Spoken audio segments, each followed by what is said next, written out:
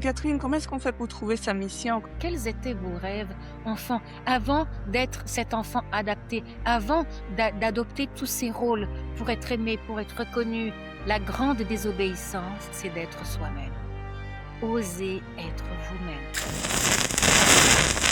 Dans la première partie de ma vie, pour être reconnue et pour être aimée, j'ai adopté le rôle de l'héroïne, le rôle de la guerrière, de l'Amazone, qui a en fait a appris à être dure. Puis, il y a une vingtaine d'années, un drame dans ma vie a brisé mon cœur, mais c'est mon cœur de pierre qui a été brisé pour laisser un cœur de chair émerger. Une nuit, j'ai vécu ce qu'on appelle une mort mystique. Je suis instructeur de karaté et j'ai été initiée un peu par le zen au moment de ma formation et même au moment de ma pratique. Dans mon jardin, j'ai un très très grand carré Sunsui. J'ai des pas japonais aussi pour accéder à ce jardin. J'étais inspirée tout de même par la poésie amérindienne et la vision amérindienne dit il y a une âme en tout, dans l'arbre, mais qu'il y a une âme dans la pierre.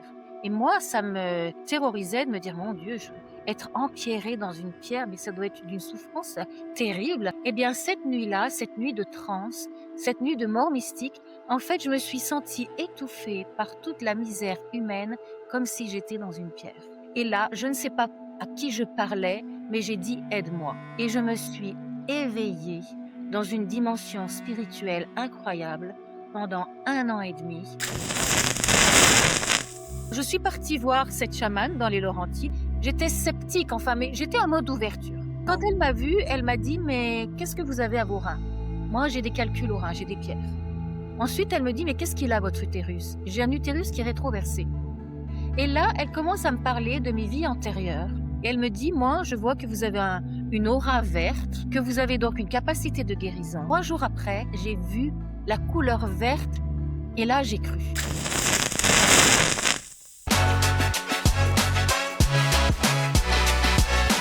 Bonjour et bienvenue sur Quatrième de couverture. On dit souvent que la vie est un voyage, mais mon invité d'aujourd'hui en a fait une odyssée totale. Imaginez une femme capable de gérer la sécurité d'un grand prix de Formule 1 le matin et de méditer dans un temple zen le soir. Une alpiniste qui a gravi le Mont Blanc. Une pilote du LM qui a survolé les continents, mais qui a fini par découvrir que le plus haut sommet, le plus vaste horizon se trouve à l'intérieur de soi. Franco-indo-canadienne, ethnothérapeute et écrivaine, elle revient aujourd'hui avec son 10e ouvrage. Elle s'inspire d'un petit prince sur son étoile pour nous demander comment ne pas mourir de soif dans le désert de nos vies modernes, pour nous aider à dessiner notre propre voie de sagesse. J'ai l'immense plaisir de recevoir Catherine Agostini-Salambier aujourd'hui. Bonjour Catherine. Bonjour, bonjour Jocelyne, merci de m'accueillir et merci aux auditeurs d'être là aussi pour que je puisse partager ce qui me fait vibrer, ma mission. Effectivement, on va dire un petit peu deux Catherine, deux pans de vie, deux chapitres. Euh, Comme j'expliquais récemment, parce que je reviens de Bali avec un groupe, je suis guide de voyage initiatique, et j'expliquais que parce que le prochain voyage va être au Portugal et va être autour de la joie, j'expliquais que la petite Catherine, elle est née joyeuse. Elle est née créative, elle est née enthousiaste, libre, l'enfant libre. Et puis, dès ma première année de scolarité, j'ai été au fond de la classe dans la rangée des ânes. Et là, ça a généré une énorme colère en moi. Et de là j'ai créé en fait, enfin, est né l'enfant adapté, l'enfant rebelle qui a perdu sa joie. Donc dans la première partie de ma vie, pour être reconnue et pour être aimée, j'ai adopté le rôle de l'héroïne, le rôle de la guerrière, de l'Amazone, qui a en fait a appris, à être dure, courageuse, forte. Et puis, il y a une vingtaine d'années, un drame dans ma vie a brisé mon cœur, mais c'est mon cœur de pierre qui a été brisé pour laisser un cœur de chair émerger. Et à ce moment-là, j'ai rencontré une chamane dans les Laurentides et j'ai vécu un éveil spirituel et par la suite, ma mission de vie s'est dessinée. Donc en fait, de conquérante, conquérante de terres lointaines, conquérante de diplômes, conquérante de connaissances, je suis passée dans la deuxième partie de ma vie à une mission et au lieu d'être conquérante, j'ai voulu servir le monde avec douceur. Puisque mon mantra, c'est cette phrase de Marc Aurèle qui nous dit que la douceur est invincible. Catherine, vous avez écrit beaucoup d'ouvrages. Est-ce que ces ouvrages sont plus ceux de Catherine la Conquérante ou c'est Catherine la servante? Alors, c'est Catherine la Douce. OK. Parce que, depuis toute petite, ma grand-mère me disait toujours, enfin disait toujours: «Catherine sera écrivaine». J'étais toute petite, mais j'ai commencé à voyager très tôt. À 20 ans, je suis partie dans le désert pendant 6 mois. Je suis partie d'ailleurs avec Le Petit Prince. Je suis partie avec l'homme de ma vie et on a cherché Le Petit Prince dans les dunes et dès que j'ai commencé à voyager, j'avais des carnets de voyage, des carnets de bord puisque mon papa a été dans la marine, il était capitaine de corvette, donc il m'avait mis un peu en tête ces carnets de bord. Donc je suis revenue au bout d'un certain nombre d'années avec des carnets, des carnets, des carnets, de nombreuses traces, de nombreux récits et c'est suite à cet éveil que j'ai commencé à écrire. En fait, mon premier livre, c'est mon agence de voyage qui a passé une commande. C'est Voyages spirituels d'Ulysse, 50 itinéraires de rêves spirituels autour du monde. Ça a été un travail colossal et je me suis rendu compte donc de tout le travail que ça représentait, mais que oui, écrire un livre était possible. Donc ça a vraiment fait partie de ma deuxième vie, de ce deuxième chapitre de ma vie et l'idée, c'est vraiment de transmettre et de pour un monde meilleur, pour un monde, de chaleur, un monde lorsque j'ai vécu cet éveil, il y a une phrase qui m'est venue en tête.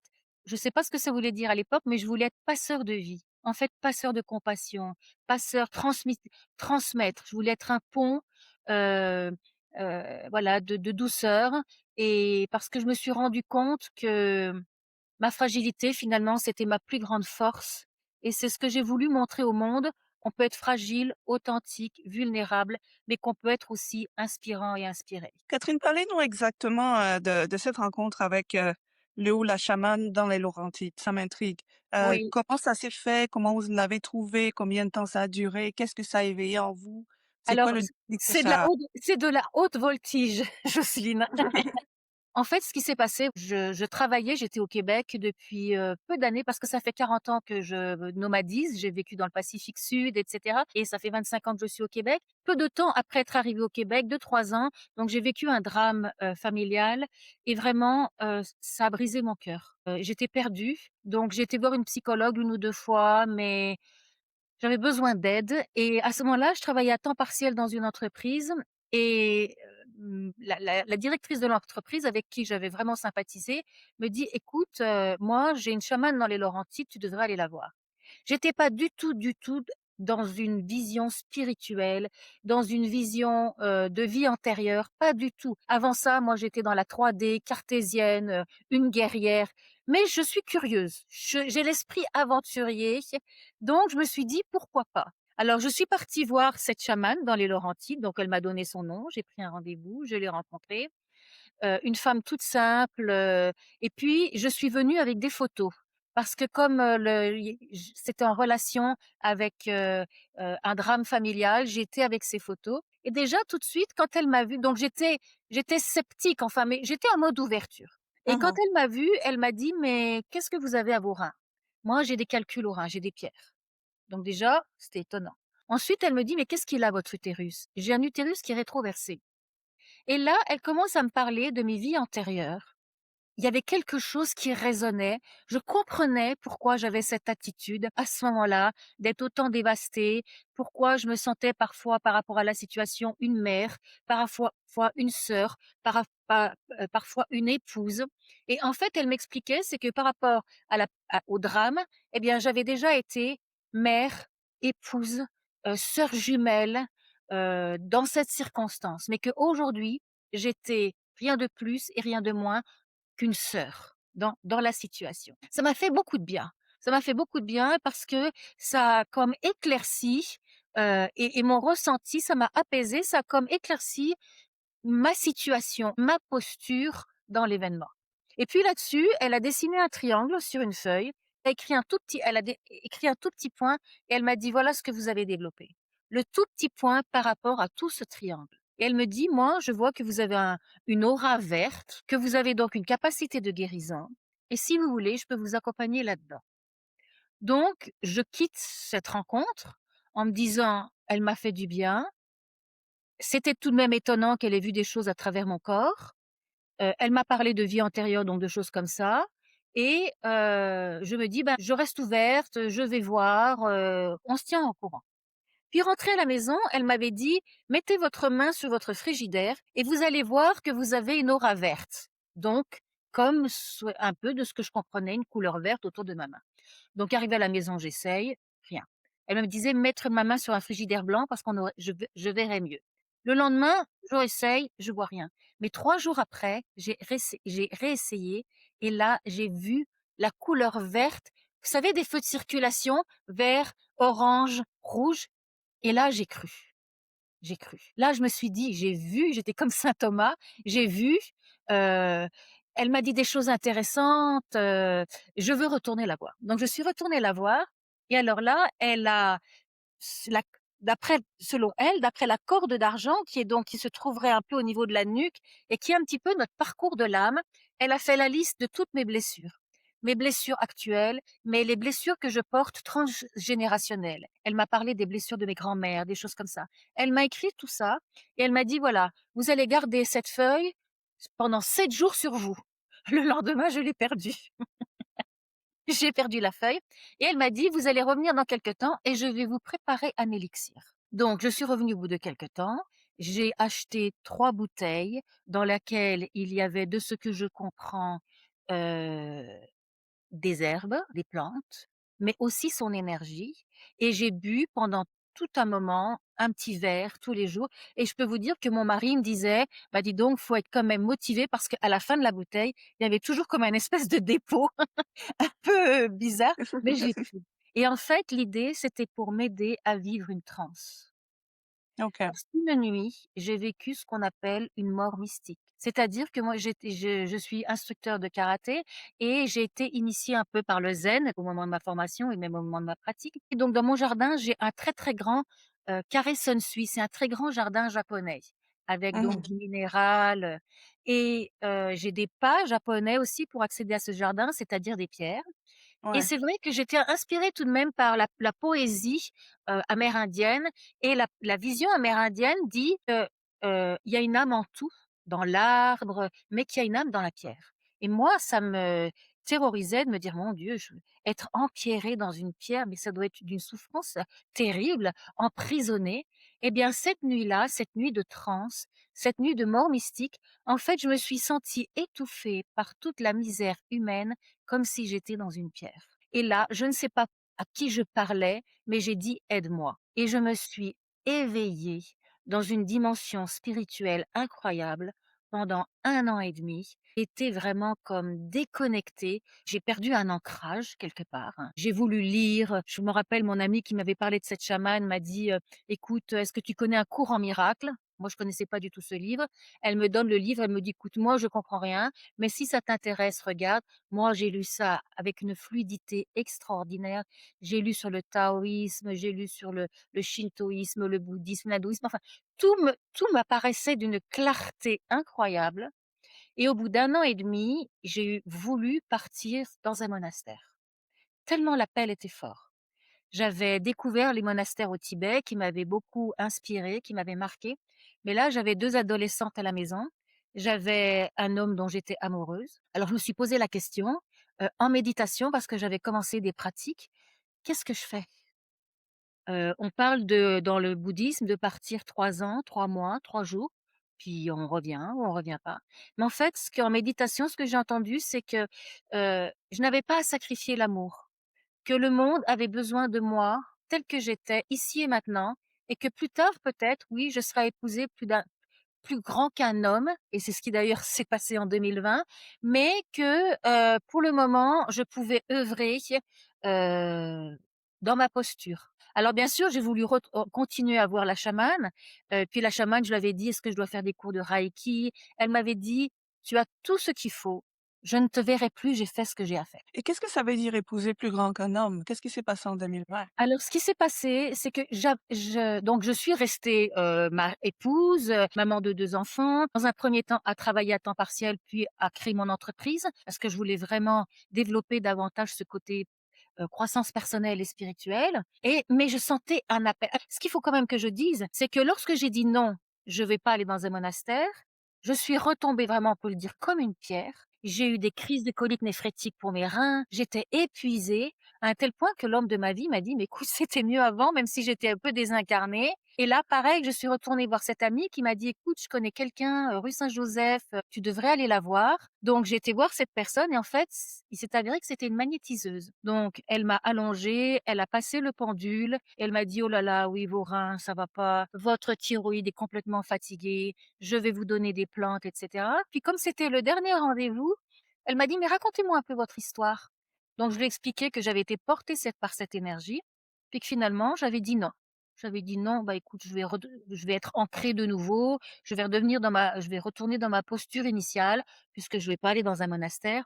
Et là, elle m'a dit: «Non, non, non, non, va falloir apprendre à vivre un pied, on va dire, dans cette dimension sacrée, spirituelle, un pied ancré sur terre. Donc ça va être maintenant votre cheminement». Et elle m'a dit: «Comment vous faites pour canaliser l'énergie?» Donc j'ai canalisé l'énergie à cette époque-là, je faisais ça un petit peu comme un arbre, hein, comme si l'énergie venait de mes pieds, comme si c'était des racines. Et là, elle m'a rallongée, elle m'a passé le pendule, elle m'a dit: «Écoutez, tout est parfait, je vous donne aucune plante». Ce qu'il faut dire aussi, c'est que quand je suis arrivée, j'étais devant le miroir, j'étais toute croche comme ça et à la fin de la séance, j'étais toute droite. Donc elle m'a dit: «Voilà, voilà, vous avez tout en main, vous allez devoir apprendre maintenant à naviguer comme ça dans ces 2 dimensions-là». Et donc alors, j'étais quand même, appelée, je sentais un appel très fort. J'étais un électron libre, donc le chamanisme m'intéressait. J'étais autant inspirée par le chamanisme, par le bouddhisme, par l'hindouisme, puisque c'est ça, je suis d'origine indienne. J'étais un électron libre comme ça et puis, à travers mes accompagnements, puisque je suis ethnothérapeute, en fait, j'accompagne à travers des traditions millénaires. Donc fonction de la personne que j'avais en face de moi ou des groupes, eh bien, je tricotais, je tissais avec tout ça. Mais depuis toujours, le zen me parle.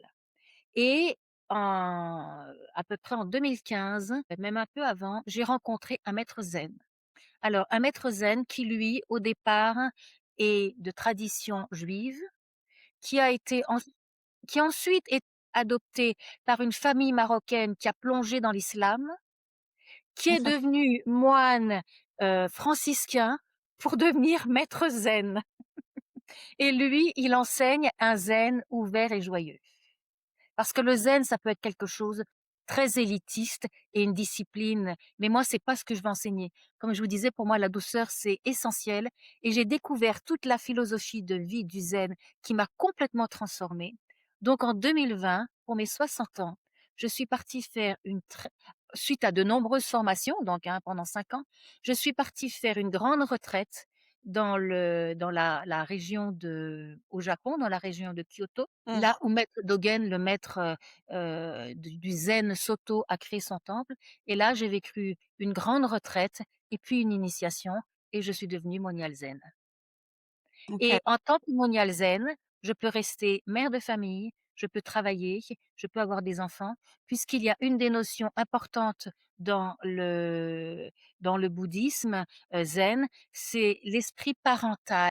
C'est-à-dire qu'on va, par exemple, laver, notre bol comme si c'était le bébé de Bouddha. Donc si on a des enfants, on connaît davantage ce qu'est l'esprit parental. Donc en fait, je ne suis pas cloîtrée, je vis dans le siècle et je transmets, entre autres, cette philosophie de vie-là. Wow. OK. Parlons un peu livre. Avant de s'attaquer au livre sur lequel on va se concentrer aujourd'hui, est-ce que vous pouvez nous donner un bref aperçu de votre bibliographie? De ma biographie? De votre Bibliographie? bibliographie, ouais. Oui, eh bien, alors ma bibliographie, elle se concentre principalement, donc au niveau de croissance personnelle et spirituelle. J'ai commencé par un livre qui est plutôt autobiographique. C'est ce qui se dit d'ailleurs, souvent on a quelque chose à dire de notre parcours. Donc j'ai parlé de cette première phase de vie où j'étais effectivement, dans la Formule 1, championat des rallyes du monde et cetera. Et puis je parle ensuite de cet éveil. Donc ça a été un des premiers. Un des premiers aussi, ça a été, faire de ses blessures un chef-d'œuvre. OK. Parce que je suis partie de la phrase du Dalaï Lama qui nous dit que notre planète a suffisamment de personnes qui réussissent, mais qu'on a besoin de passionnés, de faiseurs de paix, voilà, de guérisseurs. Donc ça aussi, ça a été très important. Il y a eu un autre, et donc c'est mon 10e, alors il y en a eu plusieurs. Il y a eu aussi un livre bien important qui s'appelle Lumière. C'est le fruit de ma colère de la pandémie, durant la pandémie. Et là, on s'est regroupé, j'ai guidé 10 auteurs et on a écrit chacun 10 chapitres sur notre vision de la lumière. Mais s'il te plaît, dessine-moi une voie de sagesse, celui dont on va parler, est pour Ouais. moi un livre de chevet, un livre de chevet. Donc j'ai écrit aussi des romans initiatiques. Et pourquoi avoir choisi Le Petit Alors, le Petit Prince, pour moi, alors c'est pas que Le Petit Prince, hein, c'est toute l'œuvre tout de même de Saint-Exupéry jusqu'à Prince? Citadelle. Alors j'ai découvert, c'est ce que je raconte dans le livre, j'ai découvert Antoine de Saint-Exupéry quand j'avais 9 ans avec, le disque de Gérard Philipe, parce qu'en France, c'est ce disque-là qu'on écoutait, où il raconte donc un petit peu en raccourci Le Petit Prince et j'avoue, j'ai été émerveillée. Émerveillée par la poésie, la simplicité, il y a quelque chose pour moi, c'est du génie. Pour moi, c'est le plus grand livre qui puisse être.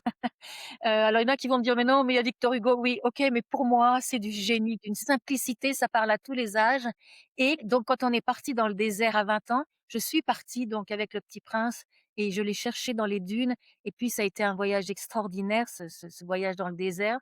Donc pour moi, c'est et puis comme, on va le voir, c'est un livre qui permet aussi de travailler sur soi puisque dans chaque chapitre, il y a un carnet de bord où on peut voir où on en est. C'est le livre d'une vie, c'est un livre de chevet et donc Antoine de Saint-Exupéry, c'est non seulement un grand poète, mais c'est aussi un homme, d'une profondeur et d'une spiritualité extraordinaire. Puisqu'il faut que je dise quand même, c'est que l'univers a conspiré pour que je rencontre, Thomas de Kœnig. Est-ce que vous connaissez Thomas de Kœnig? Non.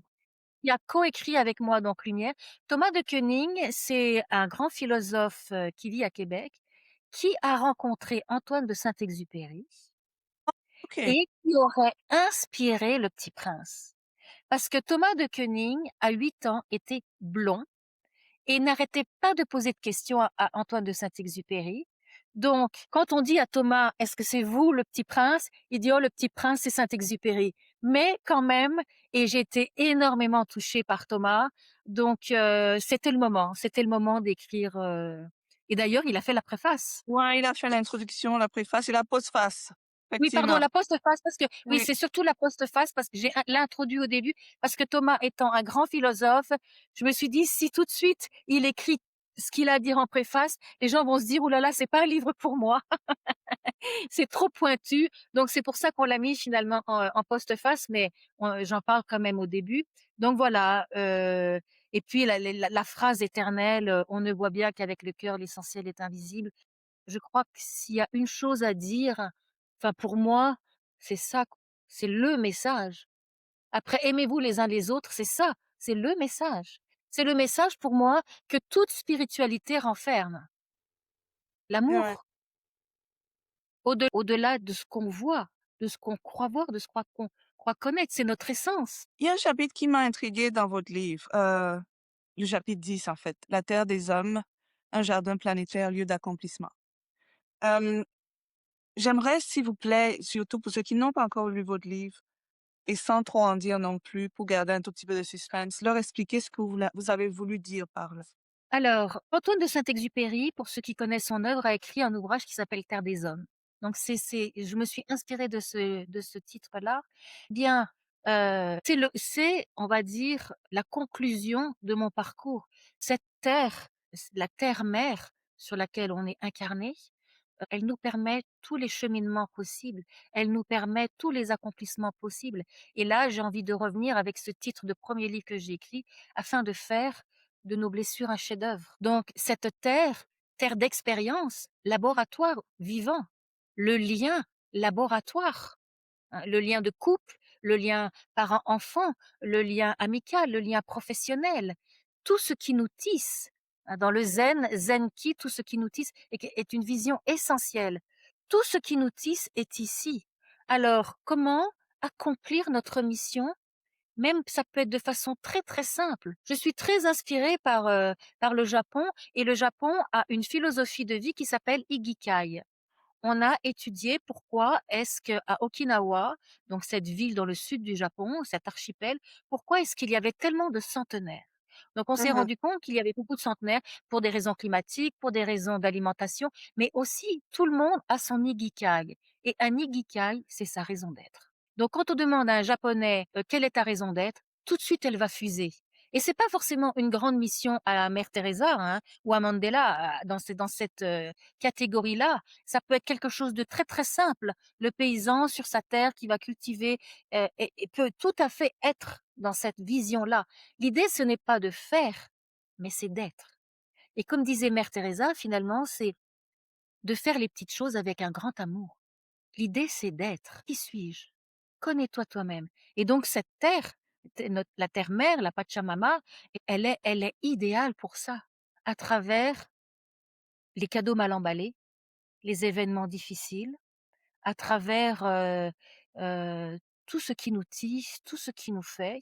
Et puis je médite, j'offre souvent en ce moment dans mes voyages initiatiques, j'aime offrir à la fin une méditation que j'ai appelée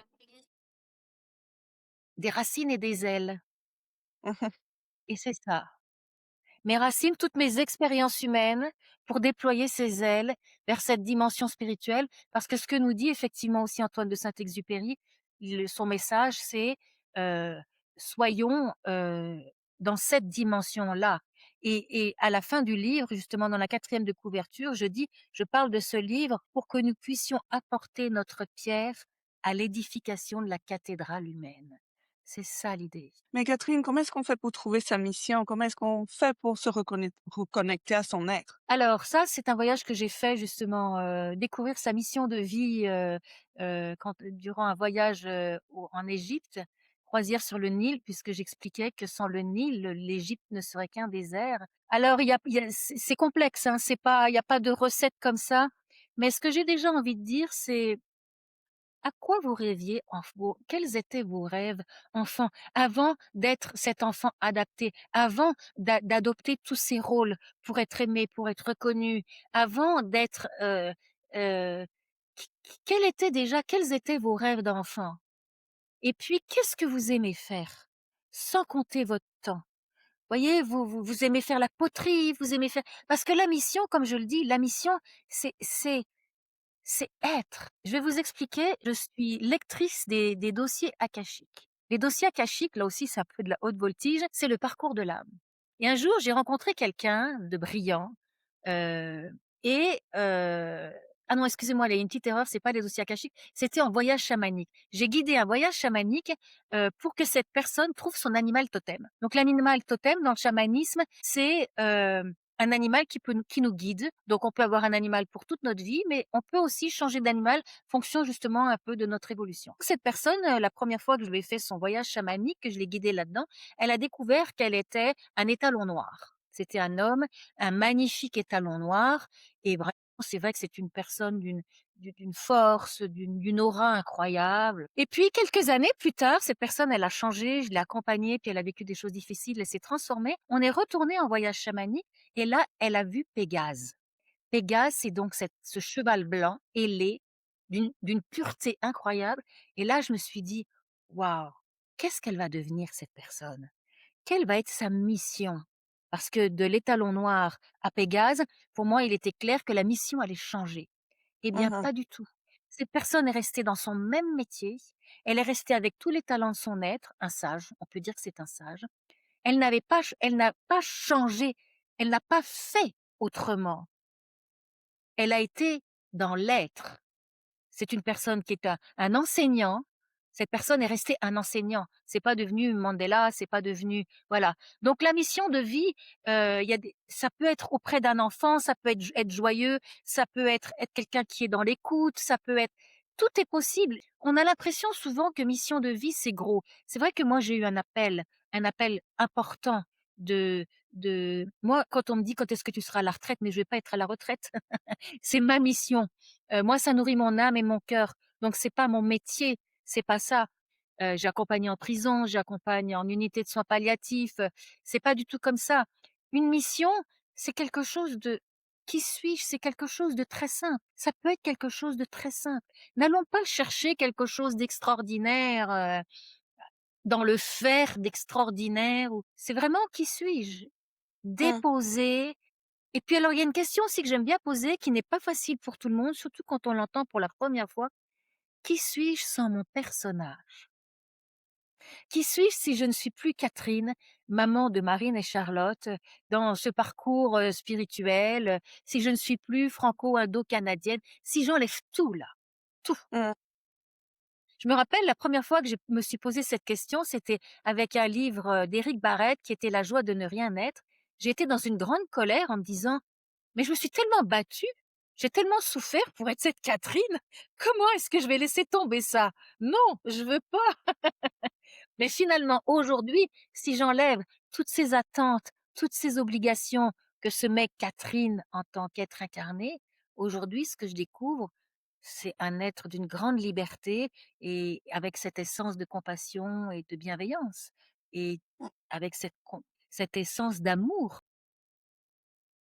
Oui. Tout à l'heure, vous avez mentionné, le drame familial que vous avez subi, qui a été un genre de déclencheur de votre reconquête de soi. Est-ce que vous pensez que ça doit se passer comme ça? Qu'il faut que tout s'écroule, qu'il faut qu'il y ait un drame pour que qu'on se reconnecte à soi? Non, mais je pense que c'est un parcours fréquent. C'est un parcours fréquent parce que dans le fond, tant qu'on est dans une espèce de zone de confort aussi, même si c'est une zone inconfortable, mais quand même connue, on va avoir tendance à mais c'est un peu le parcours, je crois que c'est ça, c'est le parcours, je me demande si c'est pas saint Paul sur le chemin de Damas, c'est pas du tout obligatoire, mais j'ai souvent entendu on appelle ça il y a un livre qui s'appelle, je crois, Le point de bascule. On appelle ça, c'est ça, c'est un point de bascule où il se passe quelque chose qui nous brise pour Ouais. renaître à autre chose, c'est un peu le phénix, hein. Mais je pense pas du tout que ce soit obligatoire. Je Oui, pense mais pas. est-ce que c'est Il y a peut-être lié des au fait que appels pendant oh, est-ce que c'est peut-être lié au fait que pendant longtemps, on a été sourd à ces petits appels, peut-être pas aussi forts, qu'on a refusé de les écouter, puis à un moment donné, la vie prend les grands moyens. Il faut vraiment quelque chose de fort qui nous a absolument, absolument. Parce que dans un de mes livres, j'en parle justement. Moi, j'ai eu 2 appels avant que j'ai comme, dans le désert, j'ai eu un appel. J'ai eu un appel, mais je l'ai oublié. Puis petite, j'ai eu un appel aussi, mais j'ai comme oublié. C'était pas assez fort et et non, je sais ça, je pense qu'il y a tous les cas de figure sont possibles, hein. Il y a des personnes qui ont des appels très tôt. Ici, là, j'ai rencontré le cardinal Boustillot, qui est un cardinal extraordinaire. Je suis en Corse, là, actuellement. On dit que ce sera le futur pape. C'est un être extraordinaire qui est en train, sans le vouloir, de convertir toute la Corse et lui, il a eu l'appel très tôt. Voilà, il est cardinal, je veux dire, enfin, il est devenu, franciscain, il a eu l'appel très tôt. Donc je pense que tout est possible, tout existe. Il y a pas de ligne droite, mais peut-être que je m'avance trop en disant ça, mais avec l'éveil que j'ai eu et je crois pas que je pourrais retourner en arrière. Je pense pas que ce soit possible. Il y a eu un avant, un après. Je suis curieuse, Catherine, là, vous parlez d'un évêque, puis vous avez parlé du zen, vous parlez du chamanisme, de l'hindouisme, et cetera. C'est quoi votre opinion sur les religions en général? Alors moi, ce que j'ai envie de dire un petit peu, c'est que je pense que la spiritualité, c'est l'amour. Que ferait l'amour? Et que ensuite l'homme, peut avoir transformé certaines choses. L'homme, on est un peu des apprentis sorciers, on n'est pas parfait. Je vais vous dire que lorsque j'ai fait cette retraite, au Japon, heu, c'est un peu comme Vipassana, c'est-à-dire que pendant 3 semaines, on ne parle pas, on n'écrit pas, on ne lit pas, on est face à soi-même. Il y a toute mon ombre qui est remontée. Et je crois et ce que j'ai appris ensuite, c'est à aimer autant mon ombre que ma lumière et à l'aimer chez l'autre aussi. Donc je pense que personnellement, que l'homme, comme il est ombre et lumière, il a pu, heu, donner une lecture de certaines choses à sa sauce, avec son ombre et sa lumière. Moi, je vois que le zen, c'est quelque chose qui m'appelle énormément, le taoïsme aussi, parce qu'en fait, c'est aussi simple que l'automne, les feuilles, tombent les feuilles. C'est reconnecter à la nature, c'est la loi de la nature, le taoïsme, donc ça me parle beaucoup parce qu'en fait, oui, il y a des textes, je vous parlais de du Shibu du de des textes de Maître Dogen, par exemple, mais il y Ouais. a surtout une philosophie de vie, il y a une philosophie de respect de la nature, de l'être humain, une philosophie de compassion. Le bouddhisme, c'est la voie de la grande compassion et de la grande douceur, hein. C'est la voie du cœur ordinaire. Après, vivre et laisser vivre, hein. Moi, c'est ma donc je porte pas de jugement de valeur. C'est ma vision. Je pense que la spiritualité, c'est l'amour. Que ferait l'amour? Vous avez vécu un peu partout, dans presque tous les 5 continents, il me semble. Du coup, je me demandais, est-ce que vous Oui. vous sentez partout chez vous ou nulle part, c'est chez vous? Comment vous Mmh. sentez, peu importe où vous êtes? Ça, c'est, il y aurait de quoi écrire tout un livre parce que j'ai lu justement récemment, tout un article sur la double absence. C'était quelqu'un qui était donc de 2 nationalités et qui se trouvait un peu nulle part. Moi, ce que j'ai envie de dire, très curieusement, tant j'aime être une ermite, en silence, dans le zen, par exemple. Je vais partir dans un monastère en Himalaya, je vais me retrouver sur une petite île déserte où il y a pas de voiture. J'ai guidé sur le lac, sur l'île de Taquilé, au milieu du lac Titicaca au Pérou, parce on ne dit pas le lac Titicaca, Ouais. où il y avait pas de wifi, il y avait rien, voilà. Extraordinaire! J'adore ça. Mais en même temps, donc vraiment une grande sérénité, le silence. Moi, je n'écoute que le silence, je n'écoute pas de musique, quasiment. Mais en Inde, dans le chaos indien, les odeurs, le bruit, les couleurs, mais je suis chez moi. Je porte le sari, je suis chez moi. Il y a quelque chose, j'ai vécu dans le sud de l'Inde, à Pondichéry, puisque ma maman vient de là et j'ai guidé justement l'année dernière là aussi. Il y a quelque chose de chez moi. Donc, quelque part, et puis je suis bretonne de cœur et donc quelque part, moi, mon fort intérieur, je me sens partout. Mais je crois que les autres ont l'impression que je suis jamais au bon endroit. Parce qu'au Québec, je passe pas pour une Québécoise, j'ai pas l'accent. Je suis en Corse en ce moment. En aucun cas, je peux passer pour une Corse. J'ai un nom corse, Agostine, c'est corse parce que mon mari est corse, mais je n'ai pas l'accent corse. J'adore la Bretagne, je suis bretonne de cœur, mais je peux pas faire croire en Inde, je passe pas pour une indienne. Donc en fait, moi, je me sens partout, chez moi. Je dis souvent que le voyage est ma maison, mais on me prend toujours pour une étrangère. Donc voilà, je crois que c'est un peu comme ça, mais ma grande force, c'est mon adaptation, mon adaptation. Et oui, tout à l'heure, vous mentionnez aussi que vous avez intervenu auprès des femmes incarcérées, auprès des prisons. J'ai intervenu, oui, à la maison Tanguay. J'ai intervenu jusqu'à ce que la maison Tanguay ferme. Et qu'est-ce que ça vous a appris en termes de liberté? C'est vrai que non pas la liberté physique, mais est-ce qu'elle garde quand même une sorte de liberté spirituelle, mentale? Oh, c'est extrêmement difficile comme milieu. Moi, ce que j'ai compris, c'est que j'aurais très bien pu me retrouver là à un moment donné. Personne n'est à l'abri. Ce que j'ai compris, c'est que, moi, j'étais avec la pastorale à ce moment-là. Ces personnes ont tellement besoin d'amour. J'y allais en tant que bénévole avec la pastorale et puis, heu, quand je leur disais: «Je suis là pour vous bénévolement», elles en revenaient pas que quelqu'un puisse s'intéresser à elles. C'est énormément de souffrance. C'est énormément de souffrance, hem et j'aime cette phrase de Gandhi qui dit que la liberté s'apprend en prison. Je pense que c'est vraiment vrai. Mais ces personnes sont là, de celles que j'ai rencontrées, sont tellement dans les blessures Mmh. terribles. Une maman qui accouche, on lui enlève son enfant, enfin, c'est, je pense que c'est un des milieux les plus difficiles, c'est sûr même que j'ai pu, côtoyer et je suis pleine de compassion pour ces femmes et elles ont tellement besoin d'amour. En fait, c'est l'amour qui leur a manqué, hein. Ou enfants, ou adolescentes, ou c'est des femmes qui ont été violentées, qui ont vécu la violence extrême pour en arriver là. Il y a eu un manquement, il y a eu un problème au niveau de notre société, hein. Il y a eu un problème à un moment donné pour qu'elles se retrouvent là. Elles n'ont pas été accompagnées, elles n'ont pas été aimées. Ouais. Je crois que c'est dans le bûcher des vanités où on dit que la société a les délinquants qu'elle mérite. Je suis assez d'accord, je suis assez d'accord. S'il y avait plus d'amour, plus de compassion, plus de présence, après un parent, par exemple, peut donner beaucoup d'amour, ça serait trop facile, hein, si l'amour Ouais. suffisait aussi, hein. J'aime bien cette vision amérindienne qui dit que le parent est l'arc et l'enfant est la flèche. Il y a d'autres influences, il y a d'autres choses, mais je veux dire, je pense que s'il y a plus d'amour, ça aide quand même, de présence. Si vous deviez, résumer «la voie de la sagesse» entre guillemets, pour quelqu'un qui n'a pas le temps de voyager, qui n'a pas le temps de se déconnecter au quotidien pour pouvoir se recentrer, qui n'a pas forcément d'argent pour, je sais pas, faire une retraite silencieuse, peu importe où elle se trouve. Quelle est la première pierre, quelle est la première étape que cette personne-là peut prendre, peut poser aujourd'hui, de là où elle est avec ses réalités quotidiennes? Oser être soi-même. La grande désobéissance, c'est d'être soi-même. Osez être vous-même, dans vos fragilités, dans vos vulnérabilités, dans vos forces, retrouvez votre, qui vous êtes. Osez être vous-même. Et laissez tomber, travailler les croyances. Moi, je propose un atelier qui est, c'est la premier atelier que j'ai fait, d'ailleurs c'est Ishi, parce que Ishi en japonais c'est un, l'unité, la reconquête de soi. Qui êtes-vous?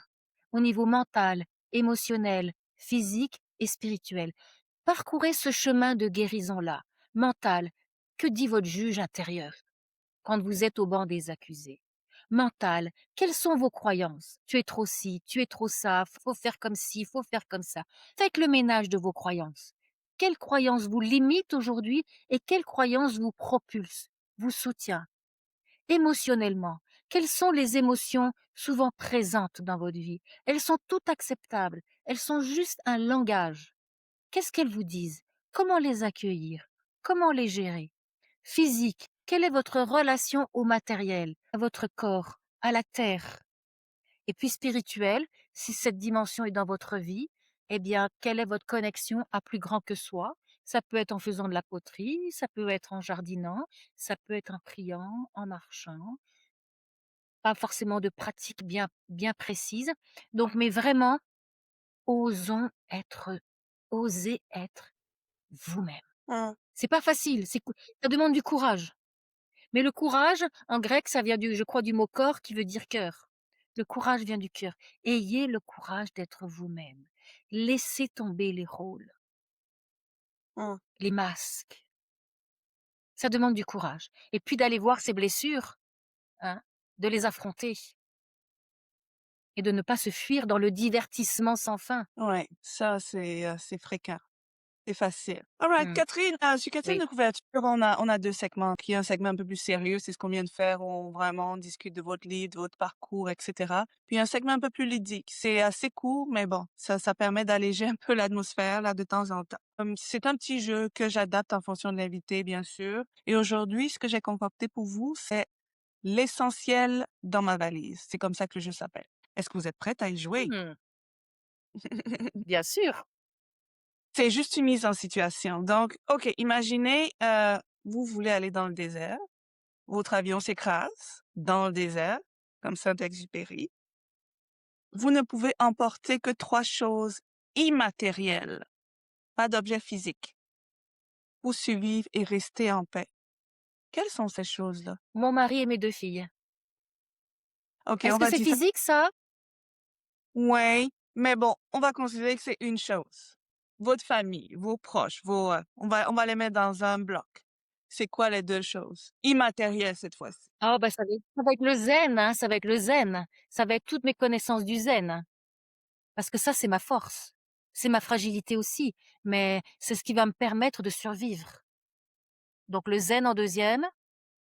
Ben, en troisième, c'est tous les souvenirs d'amour qui m'ont construit, tous les souvenirs de joie, mais aussi tout ce qui m'a tissé, toutes les apprentissages. Donc le parcours de ma vie dans son entièreté. Donc Est-ce que vous ne ça a du sens? Oui, oui, oui, oui, totalement. Donc ce que je comprends, c'est que vous ne changerez rien à la vie que vous avez vécue. Vous gardez tout. Même s'il y a eu des moments très difficiles, parce que j'ai pas parlé de tout, là, la rangée des ânes et cetera, il y a eu d'autres choses de cet ordre-là, mais non, non, je changerai rien parce que tout ça fait qu'aujourd'hui, je suis quand même sur mon X, et puis que je tranquillement, pas vite, bah, j'accepte mes manquements, j'accepte, hem, mon imperfection, mais j'essaye d'aller tranquillement, pas vite, vers la meilleure version de moi-même.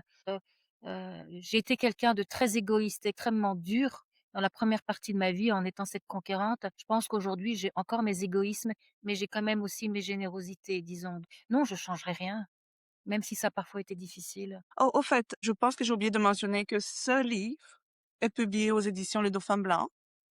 Et puis je voulais vous demander, Oui. pour n'ont pas encore lu, quel est le petit, on va dire, de vente, ce petit message, cette petite phrase qui donnerait envie aux gens de lire: «S'il te plaît, dessine-moi une voix de sagesse». Que leur diriez-vous? Alors, moi, il y a cette phrase, de Christian Bobin que j'avais pris en note justement si on parlait plus précisément du livre. «Ces gens dont l'âme et la chair sont blessées ont une grandeur que n'auront jamais ceux qui portent leur vie en triomphe. Ces gens dont l'âme et la chair sont blessées ont une grandeur que n'auront jamais ceux qui portent leur vie en triomphe.» Et donc, il y a toutes sortes de chapitres qui est vraiment une mise à plat de notre vie, c'est un bilan, hein, et à travers ce bilan, comme je disais, à chaque il y a l'émerveillement, où j'en suis de mes rêves, où j'en suis de mon accomplissement, où j'en suis de mes voilà, de mes liens, de la notion de voyage, de l'instant présent, habiter le temps. Et à la fin de chaque chapitre, il y a si on veut travailler vraiment sur soi, c'est un vrai livre de croissance personnelle. Non seulement on s'est bourré d'inspiration, mais à la fin de chaque chapitre, eh ben, il y a tout un questionnaire. Où est-ce que j'en suis moi par rapport à, telle problématique? Telle Mmh, vision, le rêve dans ma vie, l'émerveillement. Et donc c'est pas un livre qui se lit de A à Z. On prend un chapitre, c'est celui-ci qui m'inspire. Ah bah tiens, je le lis tranquillement et puis, ah bah tiens, je commence à faire les exercices, voilà et où j'en suis et comme je dis, c'est un livre qu'on peut prendre maintenant puis qu'on pourra reprendre dans 10 ans puisqu'on exact les et changements. c'est un guide là, c'est pas un roman là, je veux dire, il faut que les gens sachent que c'est quelque chose qu'on peut garder, sur sa table de chevet lorsqu'on veut Absolument. comprendre ou, approfondir, un chapitre, ben, on y va et puis on essaie de voir ce qui s'y passe. Je voulais aussi mentionner que, ben, vous avez mis l'adresse, de votre site web, de l'entreprise que vous avez créée, L'attitude Bien-être. Pour ceux qui veulent savoir un peu ce que vous faites vous et votre équipe, parce que c'est toute une équipe. Hem, Puis c'est ça, le livre Oui. est disponible, sur le site des éditions Le Dauphin Blanc. J'ai pas vérifié si c'est disponible sur Amazon, par exemple. Que vous le sauriez, je pense que oui, parce que vous Je êtes sais quand c'est même disponible dans toutes les librairies. On peut le commander dans toutes les librairies, hein. parfait. Et puis un petit peu, Jocelyne, pour le mot de la fin, ce que j'ai un petit peu envie de dire, c'est donc osez être vous-même et n'ayez pas peur. Je sais que c'est pas facile, mais on parlait de mon entreprise qui s'appelle L'attitude bien-être. C'est une entreprise que j'ai donc créée il y a 20 ans et tout de suite on m'a dit: «Mais qu'est-ce que tu as fait du message du Christ? Est-ce que tu crois que le Christ parlait du bien-être?» Mais je suis tellement forte dans ma posture aujourd'hui que je me sens inattaquable. Vous pouvez dire ce que vous voulez et quand j'ai arrêté des métiers justement qui étaient des métiers de guerrière, on m'a dit: «Oui, mais tu vas rebondir». J'ai dit: «Non, non, non, vous comprenez pas. Je veux arrêter de faire pour être.» Et là, j'ai Mmh, expliqué qu'est-ce que c'était que être, se déposer, se on est inattaquable. Donc n'ayez pas peur. Et puis j'aime pour finir avec un peu d'humour, j'aime cette phrase d'Oscar Wilde qui nous dit: «N'essayez pas d'être quelqu'un d'autre, tous les rôles sont déjà pris. exact. Et ce que vous faites, vous êtes le meilleur à le faire. Alors n'ayez pas peur, allez-y.» Et ce livre, c'est sûr, va vous aider à vous reconnecter à votre essence, à qui vous êtes et va vous permettre de cheminer sur oser être vous-même. N'ayez pas. Merci beaucoup Catherine. Très, très inspirante cette entrevue. Merci infiniment Jocelyne, parce que ça a été un moment de bonheur, hein. J'ai beaucoup aimé votre approche, votre façon de c'est ça, d'amener les choses, votre ouverture, votre écoute et puis vos remarques qui me font chaud au cœur. Donc ça a vraiment été un moment de pur bonheur. Donc ce que je dis toujours, hein, ce que je fais, c'est un peu de moi, mais c'est beaucoup de vous et là vous tissez, vous faites partie de cette façon de tisser un monde meilleur et puis merci de cette belle entrevue, quatrième de couverture. Merci du fond du cœur, de participer d'être cette pierre, hein, de cette pierre pour, participer à l'édification de cette cathédrale humaine. Merci à vous. Merci.